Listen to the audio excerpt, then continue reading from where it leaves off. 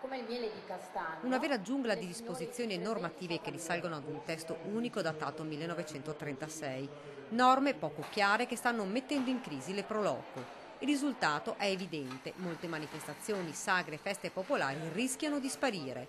Nell'ultimo periodo qualcuno ha scelto di non organizzare le tradizionali feste del paese per evitare di incappare in una burocrazia farraginosa. Abbiamo applicazioni non chiare che sono diverse da provincia a provincia, da comune a comune, una confusione totale.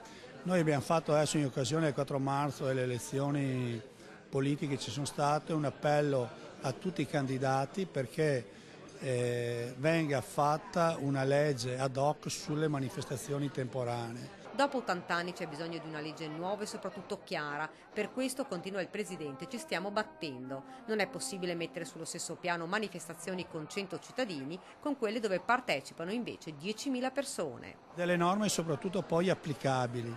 È inutile fare, che è un vezzo tutto italiano, fare delle norme che poi sulla carta possono andare bene e sono inapplicabili. Poi non le applica nessuno e sono problemi per tutti. L'UNPLI è impegnato in un tavolo a livello regionale con prefettura, ANCI, Vigili del Fuoco e le ASL per trovare delle soluzioni. Va trovato un accordo con quelli che sono gli organi amministrativi del comune, visti quali sono i problemi e risolti caso per caso. Noi ci stiamo impegnando a questo e stiamo supportando le nostre pro loco su questo. Le manifestazioni e le sagre sono la nostra tradizione, cultura, termina e vanno valorizzate.